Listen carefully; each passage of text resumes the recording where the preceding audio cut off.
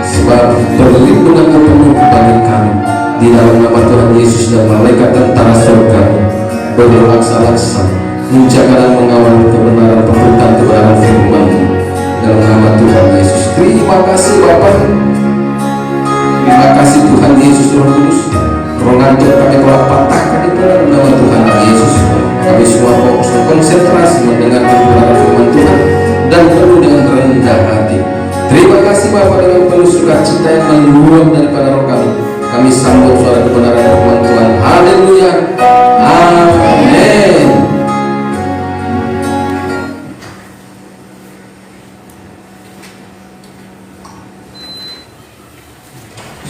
Baik Bapak Ibu kasih Tuhan, salam. Apa kabar?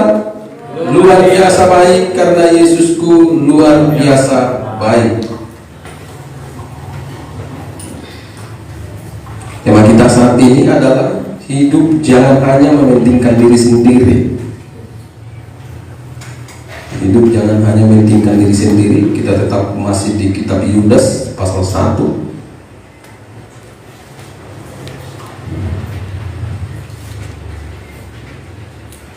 Hidup jangan hanya mementingkan diri sendiri.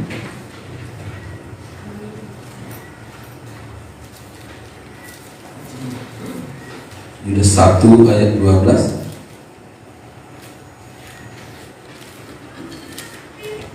Mari kita baca bersama-sama. 1, 2, 3. Mereka inilah noda dalam perjamuan kasih-Mu, di mana mereka tidak malu-malu melahap dan hanya mementingkan dirinya sendiri. Mereka bagaikan awan yang tak berair, yang berlalu ditiup angin. Mereka bagaikan pohon-pohon yang dalam musim gugur tidak menghasilkan buah, pohon-pohon yang terbantun dengan akar-akarnya dan yang mati sama sekali. Katakan amin untuk firman Tuhan. Haleluya. Nah, hidup yang kita hidupi saat ini bukan untuk diri kita sendiri. Yang paham dan mengerti katakan amin. Hidup yang kita hidupi saat ini bukan untuk diri kita sendiri, tapi juga untuk orang lain, terlebih lagi untuk Tuhan. Haleluya. Jadi bukan untuk diri kita, hanya diri kita sendiri, tapi juga untuk orang lain, terlebih lagi untuk Tuhan. Terlalu banyak sekarang orang yang mengaku anak Tuhan dan beribadah kepada Tuhan, tapi hidupnya tidak mau tahu dengan orang lain, terlebih lagi untuk Tuhan tidak mau tahu. Tapi ngaku anak Tuhan dan ngaku beribadah kepada Tuhan. Ya. Tapi saya percaya kita semua yang ada di tempat ini tidak lagi hidup untuk mementingkan dirinya sendiri. Amin, saudaraku. Ya. Mari kita sama-sama meninggalkan karakter yang sifat yang seperti itu. Karena kalau sudah hidup mementingkan diri sendiri, itu ngeri Bapak Ibu yang kasih Tuhan. Ya. Orang kalau sudah hidup mementingkan diri sendiri, itu ngeri.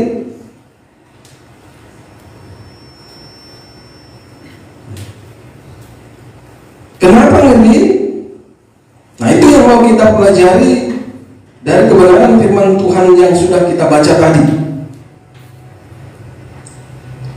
Ya. Orang kalau sudah hidup mementingkan diri sendiri, kenapa saya katakan ngeri? Yang pertama dari ayat bacaan tadi, karena menjadi noda dalam perjamuan kasih.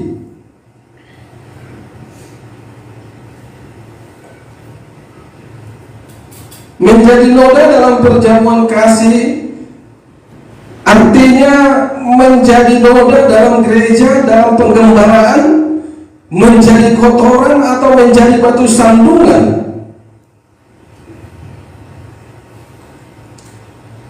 Hidup nggak bisa jadi contoh yang baik di dalam gereja ataupun di tempat penggembalaan, apalagi dalam ibadah. Ini kalau sudah hidup mementingkan diri sendiri,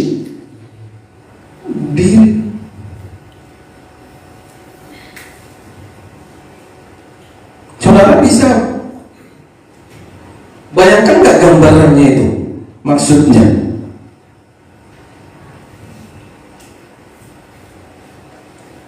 orang yang mementingkan diri sendiri ini menjadi noda dalam perjamuan kasih atau dalam gereja, dalam ibadah, dalam penggembalaan. Bagaimana itu kira-kira?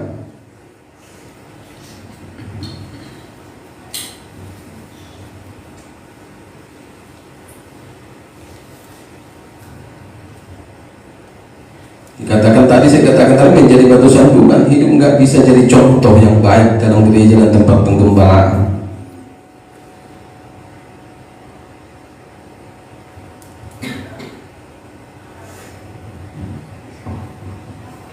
Karena bagaimanapun orang kalau sudah mementingkan diri sendiri akan selalu menimbulkan masalah. Itu yang membuat dia menjadi batu sandungan.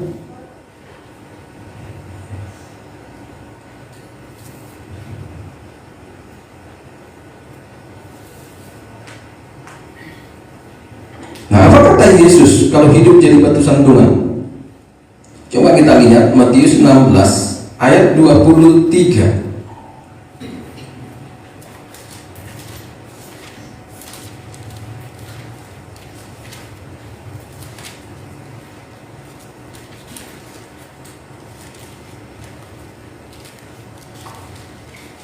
Matius 16 ayat 23. Ayo satu orang yang kencang. Maka Yesus berpaling dan berkata kepada Petrus, "Enyahlah iblis, engkau suatu batu sandungan bagiku, sebab engkau bukan memikirkan apa yang dipikirkan Allah, melainkan apa yang dipikirkan manusia." Iya. Maka Yesus berpaling dan berkata kepada Petrus, "Enyahlah iblis, engkau suatu batu sandungan bagiku, sebab engkau bukan memikirkan apa yang dipikirkan Allah, melainkan apa yang dipikirkan manusia." Karena orang-orang yang seperti ini nggak mau tahu apa yang dipikirkan Tuhan, apa yang ada di pikiran Tuhan.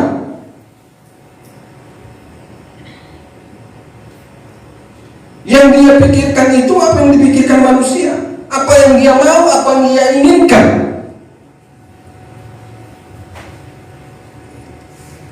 Maka hidup nggak jadi berkat. Hidupnya nggak bisa jadi contoh yang baik di dalam gereja, dalam penggembalaan. Kalau dalam gereja pun dalam penggembalaan, dalam ibadah nggak bisa jadi contoh yang baik, apalagi di luar.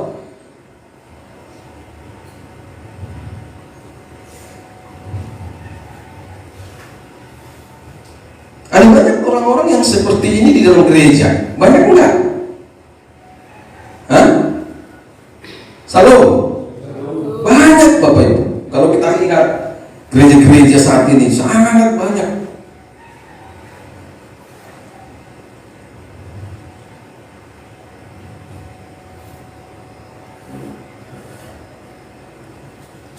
Semua karena kepentingan diri sendiri.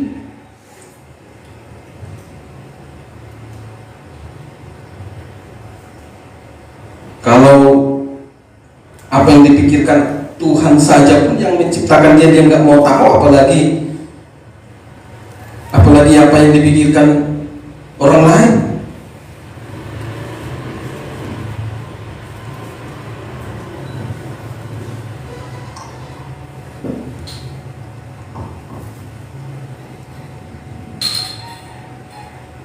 Makanya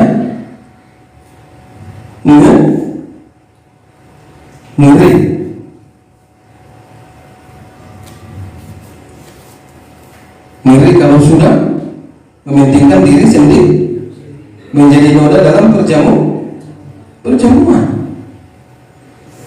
Kemudian berikutnya yang kedua, orang kalau sudah mementingkan diri sendiri, hidupnya mementingkan diri sendiri, tidak malu-malu melahap.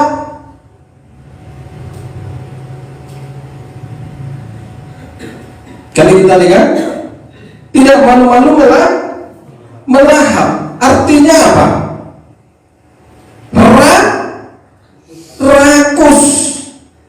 Kalau bahasa Bataknya hous, hosuk.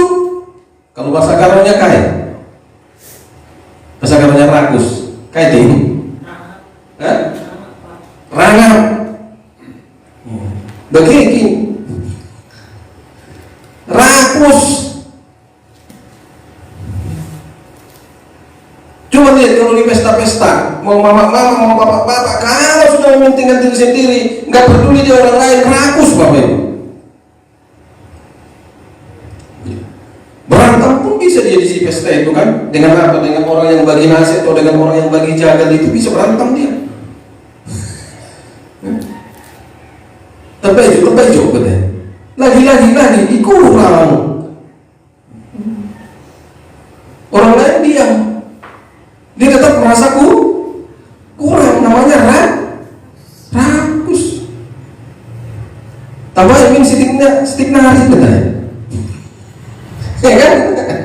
Ketawa apa? Ini begini Pak. Tambahin katanya. Orang lain santai aja dia tambahin lagi sikit lagi katanya. Ini taklah gula katanya.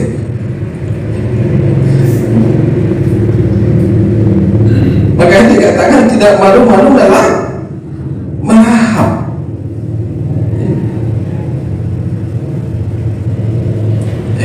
Ini dengarin Bapak Ibu, ini firman Tuhan ya. Orang kalau sudah rakus, suka melahap, maaf nih, firman Tuhan bilang bajingan. Iya, aku pas lihat Alkitab, kaget Bapak Ibu. Ternyata orang yang rakus itu bajingan. Mau lihat ayatnya enggak pernah kulihat Pak, itu makanya hari ini harus kau lihat ya. Coba Bilangan 14:4.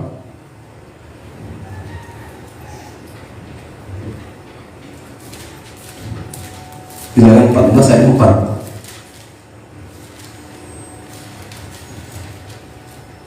Ayo sama orang yang kejam. Inilah firman Tuhan. Dan mereka berkata seorang kepada yang lain. Bilangan berapa tadi? 14 yang 4. Pas ya? Memang itu isinya? Dan mereka berkata. Kalau ulangan coba. Bilangan 11. Bilangan 11. Ini? Iya, ini 14. Bilangan 11. Ya, yang keras. Ayo. Inilah firman Tuhan. Bilangan 11 yang 4. Orang-orang bajingan. Tahan dulu, apa katanya? Orang-orang bajingan. Siapa yang orang-orang bajingan ini terus? Yang ada di antara mereka kemasukan nafsu rakus. Iya, yang Nafsu rakus. nafsu rakus. Kemasukan nafsu rakus.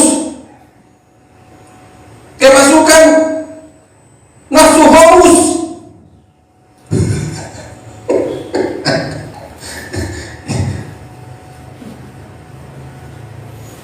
Biar kira-kira mulai sekarang aku nanti ke pesta nggak rakus lagi bilang.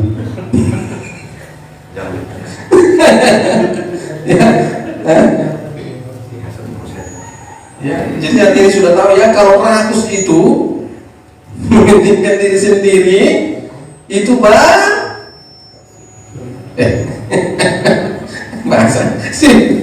sekali lagi, orang yang rakus itu, yang mementingkan diri sendiri itu, rakus itu dikuasai oleh nafsu rakus itu adalah bajingan. Ya. Ini firman Tuhan ya. Terus lanjut. Dan orang Israel pun menangislah pula serta berkata, siapakah yang akan memberi kita makan daging? Iya, makanya dikatakan bajingan apa? Orang lain bersedih nggak mau tahu. Bukankah sering terjadi seperti itu kan di pesta-pesta, kan ada yang nggak kedapatan, padahal ada yang berlebihan. Aku nggak lagi katanya. Tapi ada di bagian tertentu berlebihan, bahkan sudah masuk ke tasnya. Makanya dibilang bajingan. Kenapa bajingan? Nggak mau tahu dengan orang lain, mau sedih, mau nggak makan, kau mampus kau situ katanya.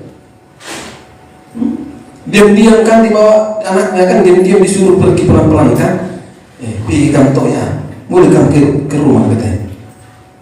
Simpan lebih katanya. Iya kan? Nanti balik lagi kau. Padahal di sebelah sana kurang.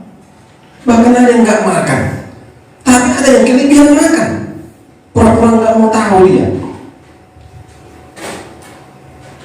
Makanya disebutlah bajingan. Jadi orang yang mementingkan diri sendiri itu bajingan. Ini firman Tuhan ya. Haleluya. Firman Tuhan nggak perlu disensor. Sepakat enggak? Ya, firman Tuhan itu nggak perlu disensor.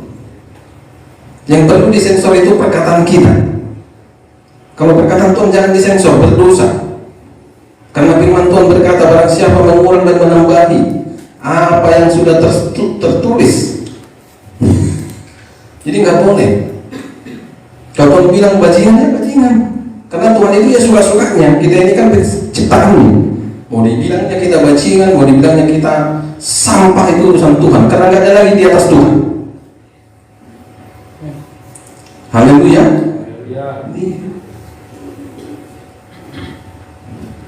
Tapi nggak ada lagi kita di sini yang namanya ragus.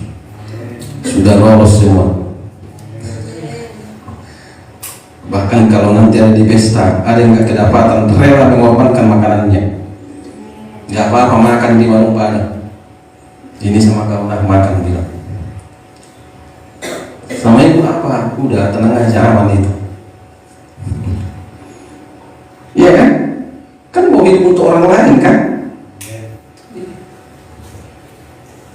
Itu tandanya kita tidak lagi mementingkan diri sendiri, berani mementingkan orang lain. Jadi yang kedua, tidak malu-malu melahap, atau artinya rakus. Ini nggak malu Bapak Ibu.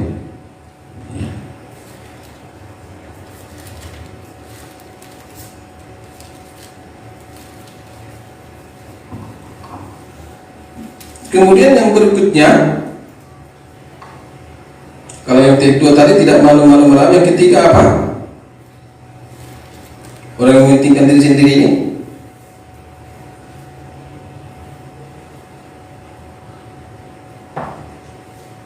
Kalau orang sudah mementingkan diri sendiri apa?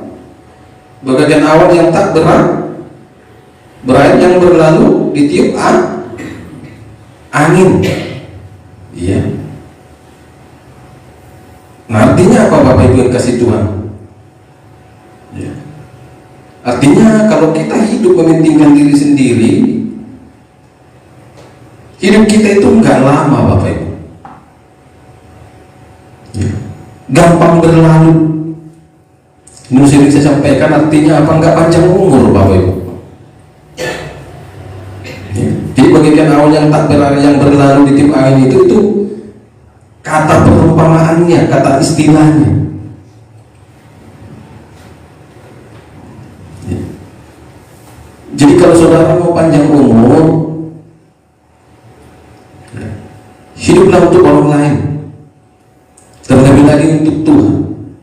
Jangan lagi terlalu fokus kita hanya untuk diri kita sendiri. Amin. Ya.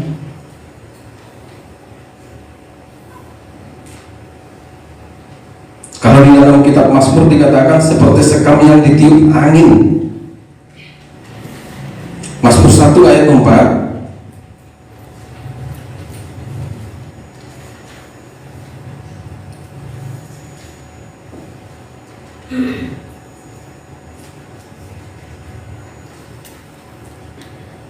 Ya, satu orang. Inilah firman Tuhan. Bukan demikian orang fasik, mereka seperti sekam yang ditiupkan angin. Iya. Seperti sekam yang ditiupkan angin. Dan yang ditiup angin ini, yang hidup mementingkan diri sendiri ini adalah orang fasik.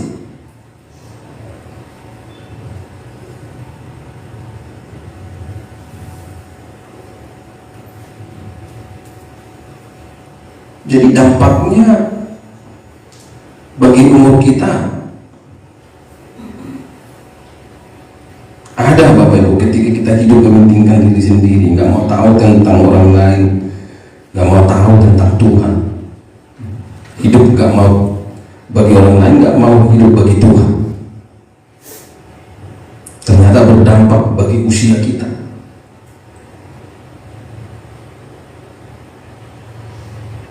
Karena orang yang hidup diri sendiri itu termasuk egois ya.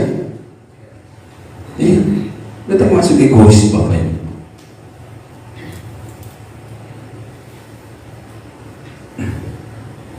Makanya jangan salah memahami ayat ini ya, yang apa itu?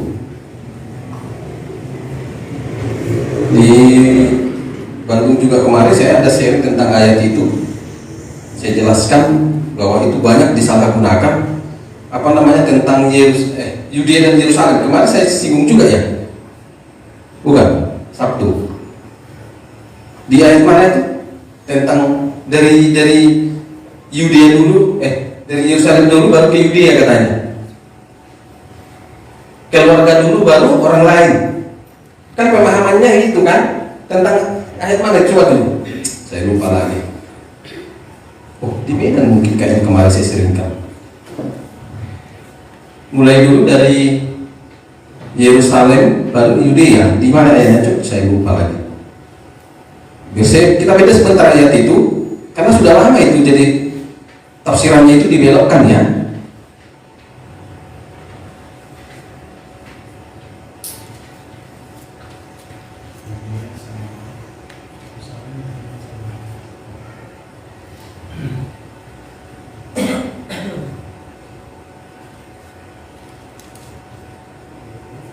Apa enggak?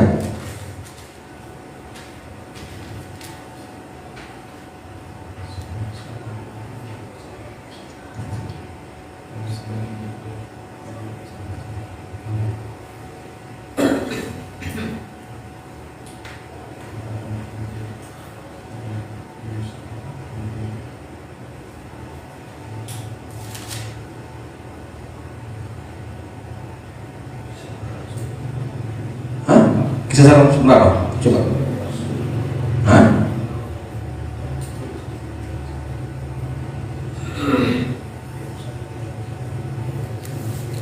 Saya pun lupa lagi ya.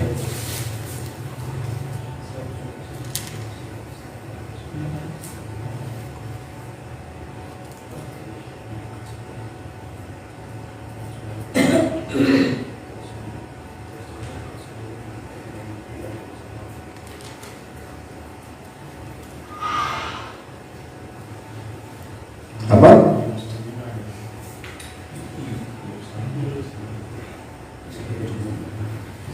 Kisah para Rasul 1 ya. Coba. Kisah para Rasul 1 ayat 8. Tetapi kamu akan menerima kuasa kalau Roh Kudus turun ke atas kamu, dan kamu akan menjadi saksiku di Yerusalem, dan di seluruh Yudea dan Samaria sampai ke ujung bumi. Nah, coba kita sama-sama aja nih, tapi jujur nih. Kira-kira makna ayat ini dari yang sering kita dengar cocok enggak? Nah,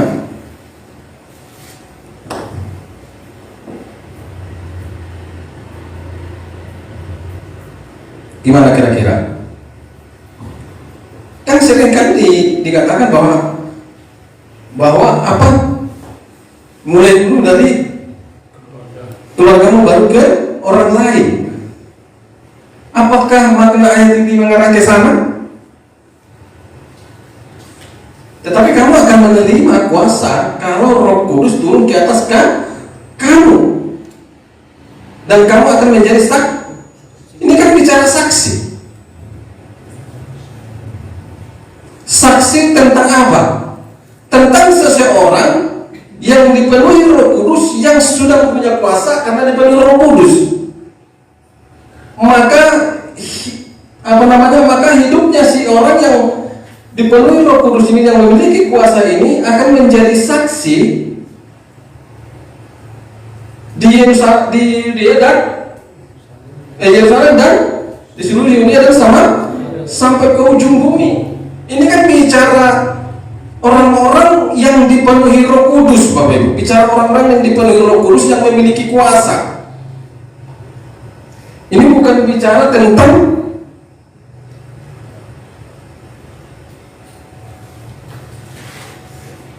apa? Ini bukan bicara tentang memberi, tapi ini seringkali dikait-kaitkan tentang memberi juga, Bapak Ibu. Sering dikait-kaitkan tentang berbuat baik. Bagaimana berbuat baik untuk orang lain sementara keluargamu aja kau belum baik katanya. Lalu dikait-kaitkan ayat ini. Nyambung nggak? Sebenarnya nyambung nggak? Tidak, tapi dipaksakan Bapak Ibu.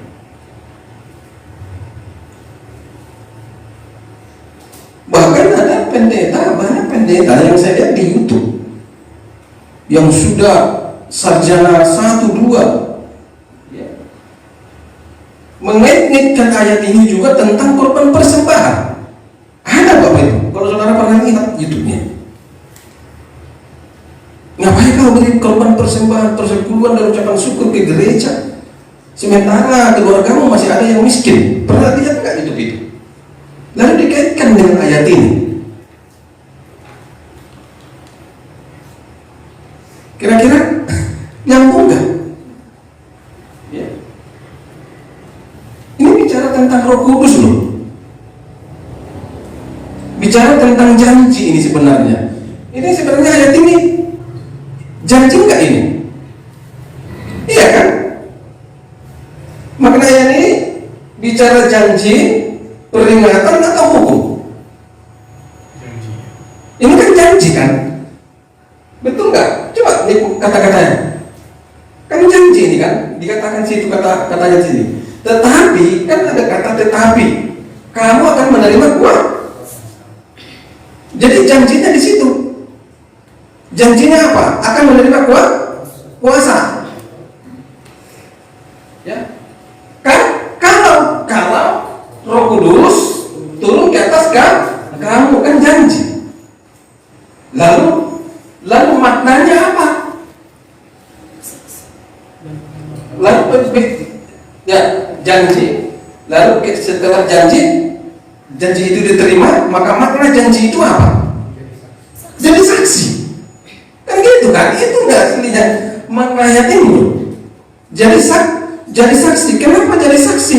Karena orang kalau benar Kudus punya kuasa jadi saksi.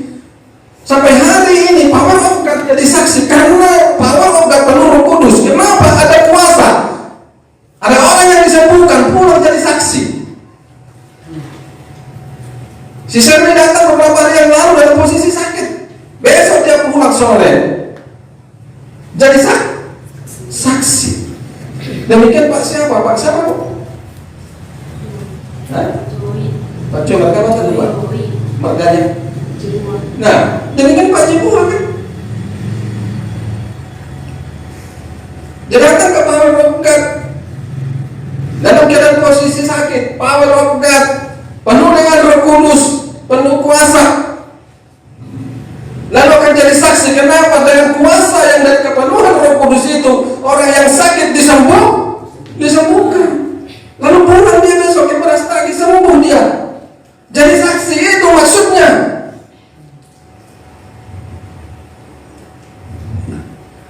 Dia akan ngomong sama orang. Nggak mungkin nggak ngomong Sherry besok pulang nih misalnya kan. Ada yang nanya, udah siap kau Sherry? Iya katanya. Di mana kau berobat? Bukan berobat. Aku disembuhkan di gereja oleh kuasa Tuhan. Kan gitu saya kan. Maka jadi saksi. Kemana dia jadi saksi? Ya, kita anggap misalnya Yerusalem itu kan Tanjung Morawa, jadi saksi di Tanjung Morawa. Keluar dari Tanjung Morawa, misalnya ke Medan, kita sebut Yudea, jadi saksi dia di situ karena dia sembuh. Keluar lagi dari Medan, jadi tanya orang, udah sembuh kau Sherry? Iya.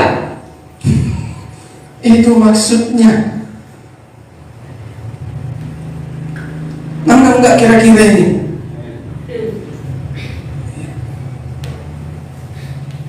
Saya beberapa bulan sharing tentang ayat ini Bapak Ibu, berapa bulan ini saya baru ingat, termasuk di Bandung. Mereka bilang, oh iya ya, makanya nafsir itu nggak boleh seenak-enaknya saja. Kadang-kadang menafsir itu bisa sepertinya benar, sepertinya menurut pikiran manusia dan pikiran dunia, sepertinya benar, padahal sudah melenceng dan bertentangan dengan firman yang lain, ayat yang lain. Ada banyak orang hanya gara-gara ini salah tafsir, orang nggak mau lagi berkorban ke dalam pelayanan dengan alasan keluargaku aja belum bisa saya berkati, mas banyak yang susah, mending itu saya tolong. Akhirnya cara berpikirnya tentang memberi jadi rusak hanya gara-gara salah tafsir ayat ini. Betul nggak? Dan itu puluhan tahun, bahkan mungkin ratusan tahun ya, hanya gara-gara salah tafsir ayat ini.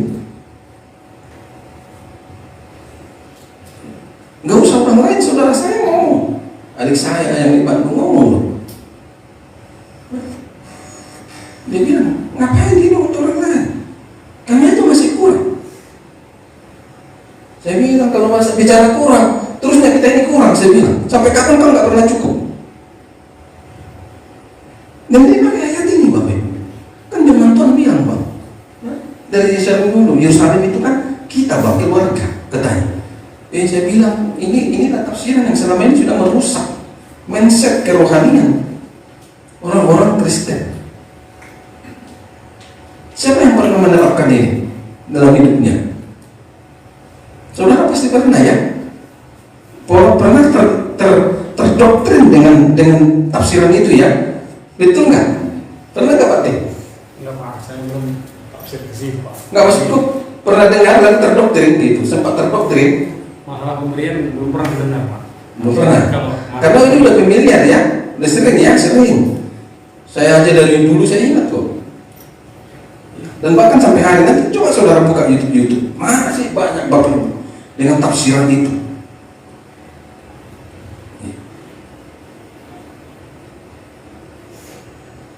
Makanya harus kita perhatikan pelan-pelan. Kita sudah belajar bahwa firman Tuhan itu ada yang bersifat janji, ada yang bersifat apa? Ini kan bersifat janji, ya. Ada yang bersifat hukum, ada yang bersifat perintah, ada yang bersifat teguran. Makanya harus diperhatikan pelan-pelan cara bacanya itu pelan-pelan Bapak Ibu. Sehingga kita tahu firman yang kita baca itu dia bersifat apa. Apakah bersifat janji, bersifat hukum, bersifat teguran?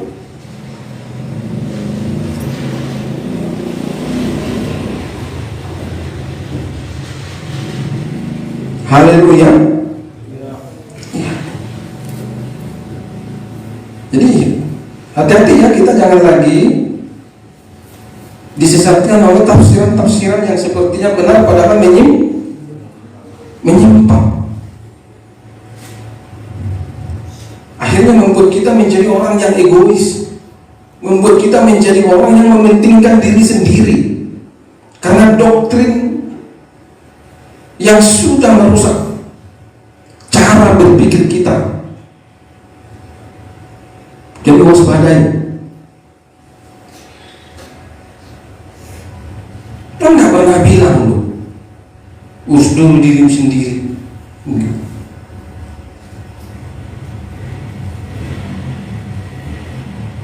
Justru firman Tuhan bilang kita memang akan jadi musuh bagi keluarga, rumah tangga. Iya kan? Kalau mengikut Tuhan kan.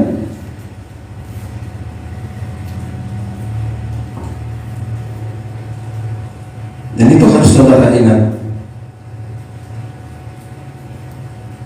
Kalau itu selalu menjadi alasan kita dari keluarga dulu, ingatlah, saudara nggak akan pernah berbuat baik kepada orang lain.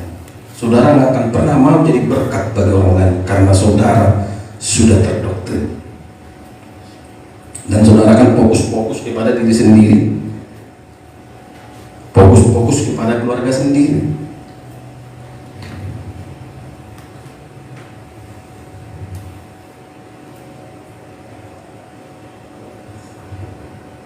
Mau panjang umur? Haleluya. Dan kalau saudara pernah melihat YouTube-nya Pak Betone, dia juga pernah bilang, orang kalau nggak mau tahu dengan orang lain, itu gampang, itu nggak panjang umurnya. Orang kalau hidupnya egois, hanya untuk diri sendiri, itu nggak panjang umurnya. Ada YouTube-nya, pernah saya tonton Bapak Ibu. Dan orang-orang yang seperti ini katanya gampang disantet, gampang didukung.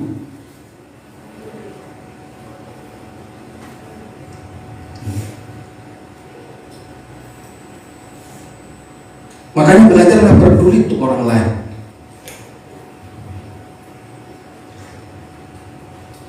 Walaupun kehidupan saudara masih berkekurangan,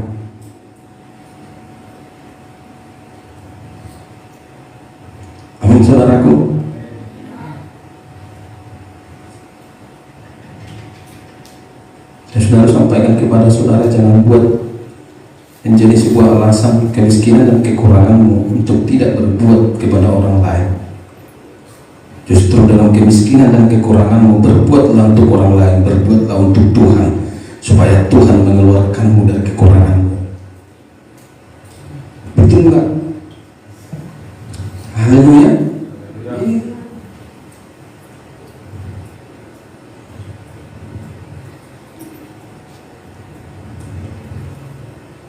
Terus apa lagi di situ?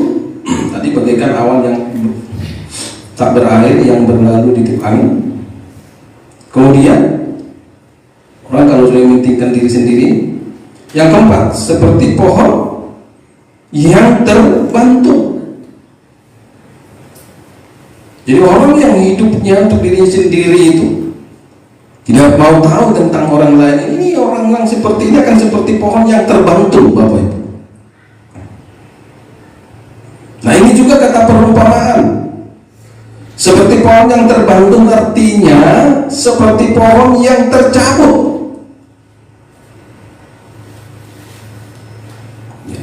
Jadi pohon yang terbantu maksudnya adalah pohon yang tercabut.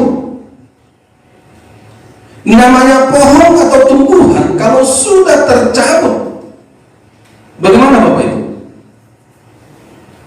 Masih bisa tumbuh enggak? Enggak. Dan pasti mati.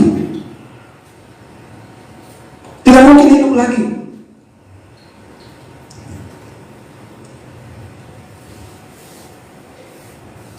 Begitulah gambaran orang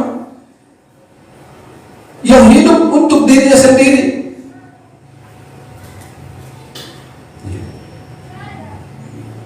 Tuhan mengumpamakan dia seperti pohon yang terbantu. Jadi berhubungan dengan yang poin ketiga tadi. Makanya umurnya agak panjang.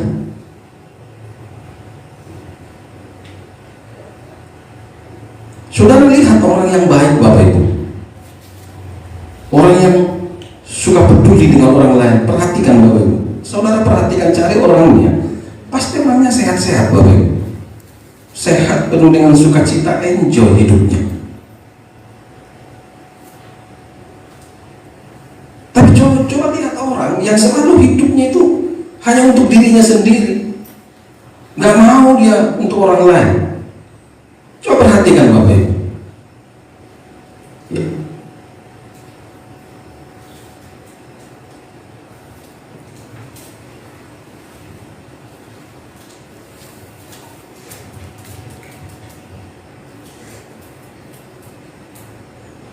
Jadi seperti pohon yang terbantu, seperti pohon yang tercabut. Nah, sama seperti ranting. Ya. Ranting juga kalau sudah tidak melekat lagi ke pohonnya, maka ranting itu mati, kering. Begitulah pohon ini tadi juga kalau tidak lagi tertanam kepada tanah. Begitu juga ranting. Jadi dua-duanya ini kata perumpamaan, Bapak Ibu.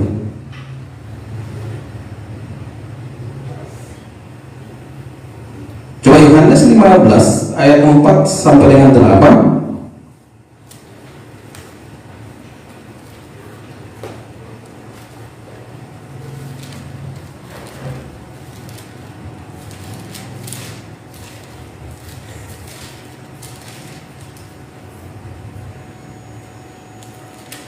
Yohanes 15 ayat 4 sampai dengan 8, baca yang keras. Tinggallah di dalam aku dan aku di dalam kamu. Iya. Sama seperti ranting tidak dapat berbuah dari dirinya sendiri kalau ia tidak tinggal pada pokok anggur. Demikian juga kamu tidak berbuah jikalau kamu tidak tinggal di dalam aku. Ayat kelima, akulah pokok anggur dan kamulah ranting-rantingnya. Barang siapa tinggal di dalam aku dan aku di dalam dia, ia berbuah banyak. Sebab di luar aku kamu tidak dapat berbuat apa-apa. Barang siapa tidak tinggal di dalam aku, ia dibuang keluar seperti ranting dan menjadi kering. Kemudian dikumpulkan orang dan dicampakkan ke dalam api lalu dibakar. Jikalau kamu tinggal di dalam aku dan firman-Ku tinggal di dalam kamu, mintalah apa saja yang kamu kehendaki dan kamu akan menerimanya. Dalam hal inilah Bapa-Ku dipermuliakan, yaitu jika kamu berbuah banyak, dan dengan demikian kamu adalah murid-murid-Ku. Iya. Jadi rantingnya kita, pohonnya Tuhan. Lalu apa hubungannya dengan pohon terbantung?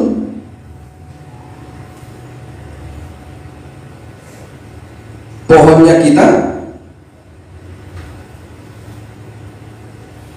tanahnya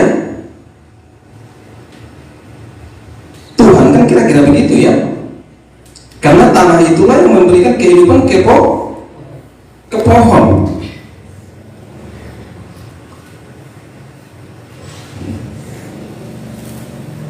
Artinya apa? Kenapa dikatakan seperti pohon terbantung, seperti pohon yang tercabut? Artinya apa? Orang kalau sudah nggak mau tahu tentang orang lain, hidupnya egois, hanya mementingkan diri sendiri. Nah, orang yang seperti ini tidak ada lagi memiliki hubungan kelekatan dengan Tuhan. Dan orang yang seperti ini nggak mungkin bisa kita tanam kepada Tuhan. Nggak bisa tertanam dia kepada Tuhan, nggak bisa tertanam kepada firman. Karena dia nggak mau tahu apa-apa, dia hanya mau tahu tentang dirinya sendiri.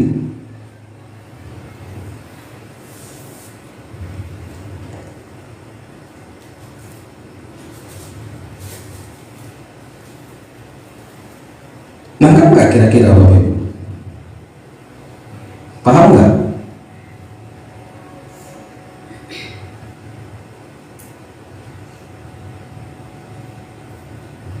Orang mau jadi berkat bagi orang lain, jadi berkat bagi Tuhan, jadi berkat bagi orang lain. Itu orang itu karena tertanam.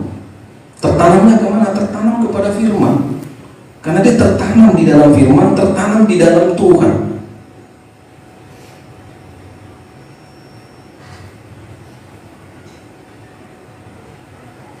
Nah, kenapa orang egois tidak mau memikirkan orang lain, tidak mau tahu tentang orang lain, dan tidak mau tahu tentang Tuhan? Ya karena dia nggak tertanam di dalam firman, nggak tertanam di dalam Tuhan. Kalau tertanam, Bu, Bapak Ibu, nggak mungkin, nggak akan mungkin, Bapak Ibu. Dia akan jadi pohon yang berbuah, yang tumbuh subur, menghasilkan buah, dan buah itu untuk orang lain. Ya. Haleluya. Ya.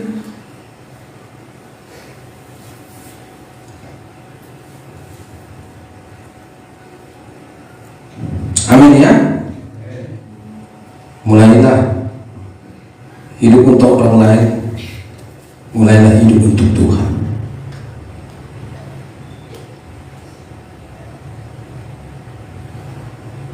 Nah, saya mau sampaikan kepada saudara, ini bukan untuk mendorong saudara, tapi terserah saudara mau merespon atau tidak. Saudara mau diberkati Tuhan. Ya. Waktu Pak Waru bilang begini, kita udah ada ini Pak, apa namanya? Rebana ya? Ya. Hah? Ya, tamborin. Tinggal pakaian Pak. Saudara tahu berapa hari, berapa malam pikiran saya ke situ aja. Benar, bergumul terus berdoa.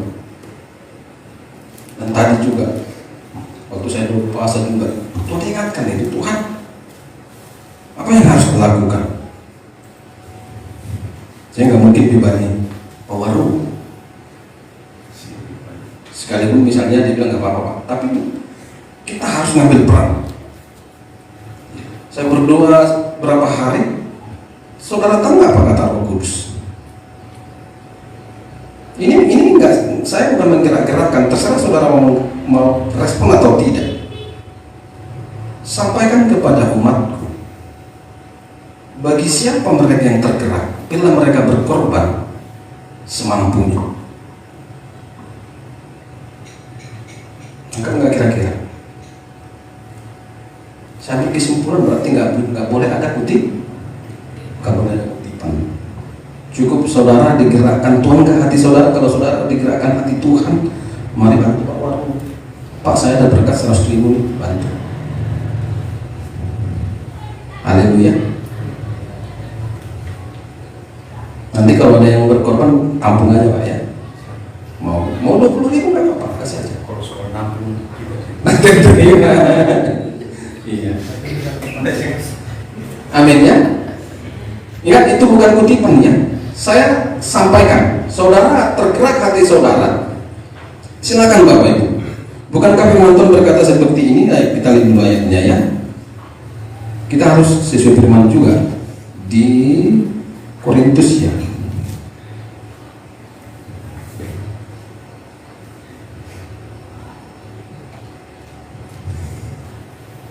Korintus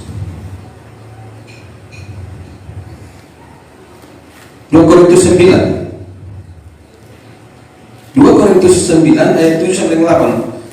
Tuhan kasih ingatkan ayat ini Bapak Ibu. Benar. Begitu Tuhan ingatkan saya baca, oh iya ya. Saya pikir. Ayo mari sama-sama kita baca. 1, 2, 3. Hendaklah masing-masing memberikan menurut kerelaan hatinya, bukan karena saya paksa, bukan karena saya tentukan. Misalnya, setiap jemaat kasih, setiap jemaat 50.000 serahkan sama Pak Baru. Enggak boleh. Mari kita memberi sesuai dengan menurut kerelaan hati, jangan dengan sedih hati. Haleluya. Atau karena paksaan. Oke? Jangan nanti gini, itulah Bapak itu terpaksa aku ngasih nih, sudah disinggung pula di baris pada Pak. Itu enggak. Itu sudah paksaan. Haleluya. Jangan karena paksa. Sebab Allah mengasihi orang yang memberi dengan sukacita. Kita sudah belajar, saya sudah sampaikan, Tuhan punya standar mengasihi orang. Berarti Tuhan gak mengasihi orang yang pelit. Ketawa lagi. Kan itu kesimpulan ayat ini kan. Amin Pak. Bukan apa ketawa lagi. Betul kan? Kan itu kesimpulan ayat ini kan? Apa katanya? Sebab Allah mengasihi orang yang memberi, apalagi memberi dengan sukacita. Orang yang memberi sukacita, saya percaya orang yang memberi dengan tulus. Tidak, bukan karena jumlah, bukan Bapak Ibu. Ya. Saya bilang tadi 20.000 misalnya saudara kasih, tapi dengan sukacita, ini Pak Buat dari saya. Haleluya. Nah, langsung janji iman kita. Mau nulis berapa angkanya? Oh iya, nggak kira. Nanti aja yang bilang. Siapa tahu ya, langsung dicamar lu. Kacau nih Pak, yang ini katanya. Terus itu berapa? Bukan ya. Haleluya. Coba kita lanjut ke ayat 8. Perhatikan ayat 8. Nah, lihat. Dan Allah sanggup melimpahkan segala kasih karunia kepada siapa? Kepada kamu. Kamu yang mana nih? Yang memberi sukacita tadi Bapak Ibu. Tuhan akan sanggup melimpahkan segala kasih karunia-Nya.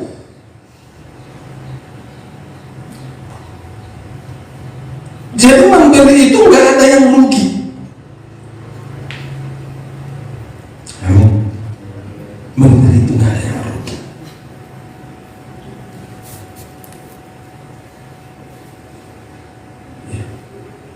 Gak ada Bapak Ibu. Kalau ada orang bilang memberi rugi, bodoh. Haleluya. Terus apa katanya? Supaya kamu senantiasa ayo sama sekali kan? Asing borak. Macam gak percaya sama firman kan? Iya kan? Jadi kenapa kita nggak berkecukupan? Karena udah selesai gampang. Supaya kamu senantiasa berkecukupan di dalam segala sesuatu, iya kan? Dan perhatikan, malah berlebihan di dalam berbagai kebajikan.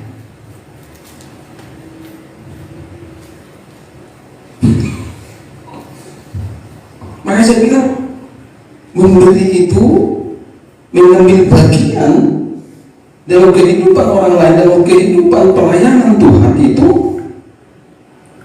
nggak ada yang rugi, asalkan dengan kerelaan hati, bukan karena paksakan. Maka saya bilang tadi, ya untuk Roh Kudus ingatkan, sampaikan saja, biarkan mereka memberi dengan kerelaan hatinya.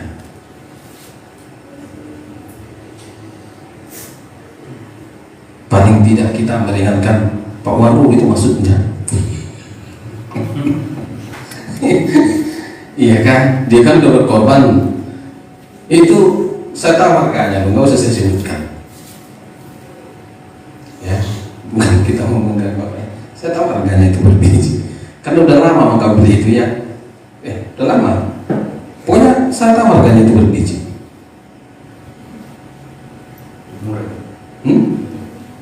Iya lah, saya tahu harganya. Karena saya berapa kali ke toko musik, saya sering perhatikan itu. Dan bahkan waktu ada Pak Tony pernah dia bilang, kalau mau ambil Pak ambil aja deh, kapan-kapan aja saya bilang.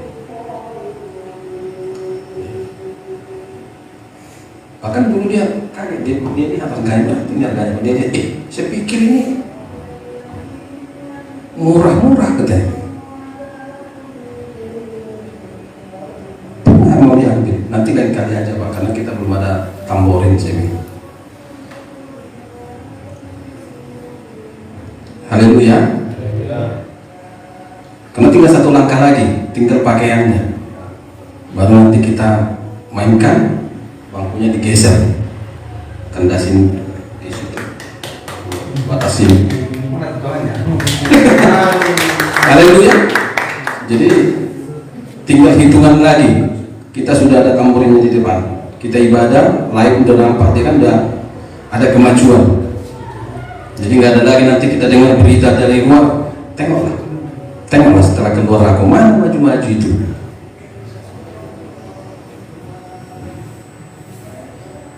Baru juga nanti kalau Tuhan izinkan lagi kita KKR, sudah ada tamborinnya. Nggak ada penari-penarinya, nggak lagi seperti biasa. Jadi ada perkembangan. Haleluya. Iya. Amin ya. Jadi dengan kerelaan hati ya. Yang ada gadis juga bisa berkorban. Pak, ini uang jajan saya 50.000, bisa kumpul-kumpul, kasih aja Pak Waru. Amin ya.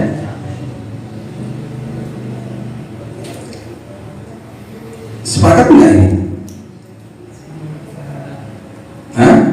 Saudara mau nggak perhatikan firman? Ini abang kita yang satu ini yang paling pening ini. Ya kan? Ya. Jadi itu tadi yang keempat, seperti pohon yang terbang. Yang kelima atau yang terakhir, orang yang ingin mementingkan diri sendiri ini. Yang kelima itu di ayat 13. Coba saudara perhatikan kira-kira apa yang bisa saudara ambil di ayat 13. Orang yang hidup mementingkan diri sendiri ini, ayat 13, apa yang bisa saudara temukan?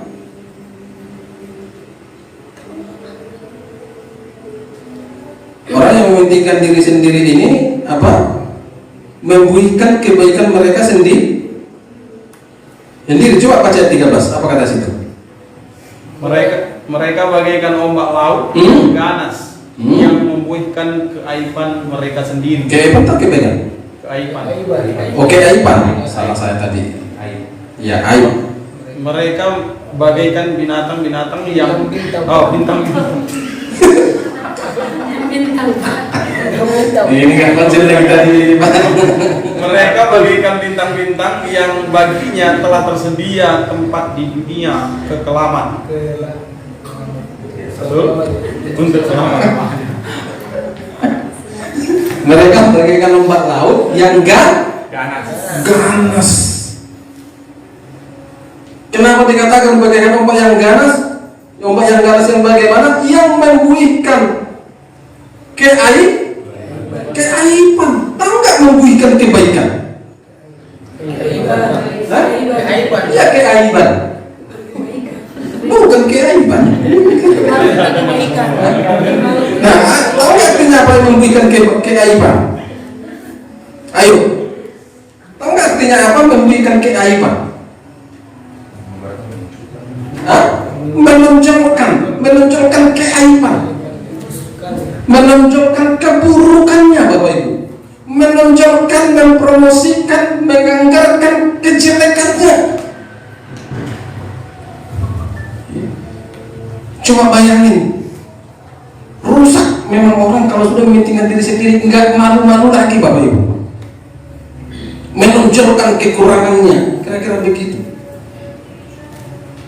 Yang ditonjolkan bukan hal yang baik, yang ditonjolkan bukan hal yang positif, tapi yang ditonjolkan malah aib, Bapak Ibu, malah keburukan, malah kejelekan, dan itu pun bangga, Bapak Ibu. Ada memang orang yang seperti itu, ada enggak? Banyak, sangat banyak, Bapak Ibu.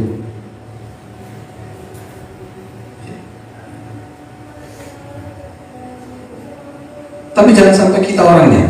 Amin. Amin. Ya kan? Karena repot kalau sudah begini tipenya, repot. Dikatakan apa? Mereka bagaikan bintang-bintang yang baginya terasa sedia tempat di dunia kekelaman untuk selama-lamanya. Wah, kalau sudah begini Bapak Ibu, repot sudah. Ya.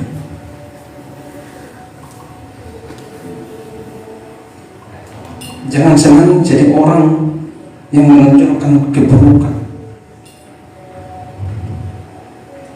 Dibilang pula begini kan, ada orang seperti itu.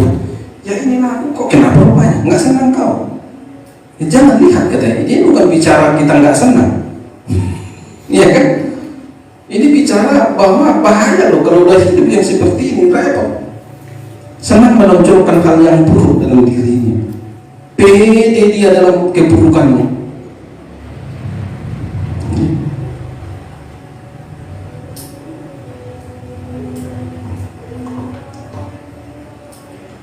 Yang kebaikan saja nggak bisa kita tonjolkan.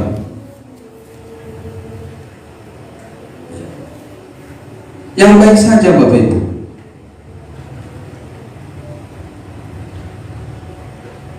Apalagi yang buruk.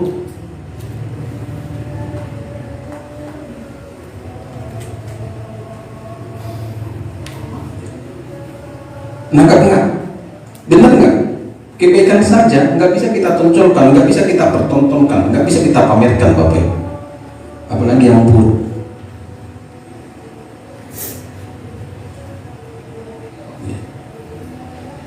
Benar.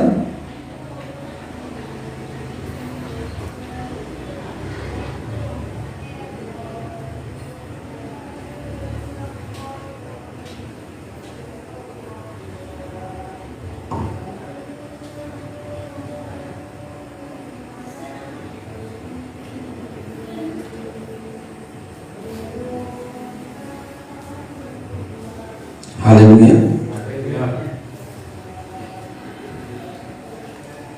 Jadi mari kita jangan hidup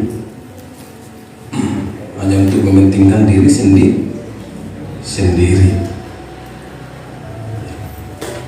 Mulai hari ini, malam hari ini sampai seterusnya, kita belajar menjadi orang yang peduli dengan orang lain, peduli tentang Tuhan.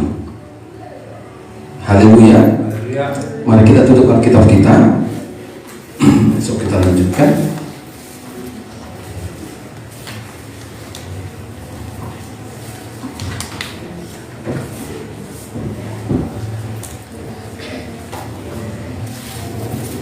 Haleluya. Mari kita arahkan kembali hati kita pada Tuhan dan pikiran kita, Bapak Ibu. Terima kasih Bapak atas kebenaran firman. Firman pengajaran-Mu yang sudah kami dengarkan, firman pengajaran-Mu yang mengajar kami agar kami hidup tidak mementingkan diri sendiri. Kami boleh belajar hidup untuk orang lain, lebih lagi untuk Tuhan. kami jadi berkat, tidak jadi batu sandungan Bapa. Terpujilah Engkau Tuhan atas kebenaran firman-Mu yang sudah Engkau beritakan suarakan bagi kami saat ini. Biarlah itu jadi remah bagi kami, dan benih firman-Mu itu yang sudah ditaburkan tertabur di dalam setiap hati kami yang subur, di dalam nama Tuhan Yesus Kristus. Haleluya. Kembali kami arahkan hati kami kepada Tuhan. Pikiran kami Bapa yang baik dalam hadirat-Mu. Hati dan pikiran kami menjadi tawanan kebenaran dan roh-Mu. Hati dan pikiran kami Bapa, di dalam nama Tuhan Yesus Kristus. Ku sanjung Kau di tempat tinggi, sebab Engkau Imam besar-Mu. Ku sanjung Kau lebih dari yang tadi.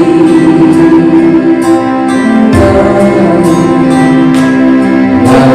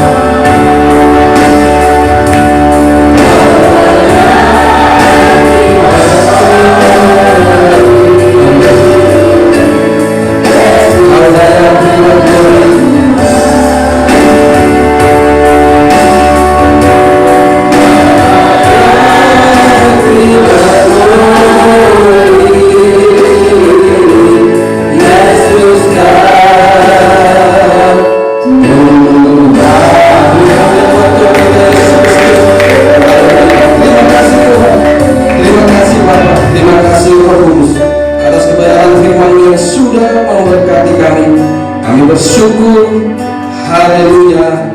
Amin.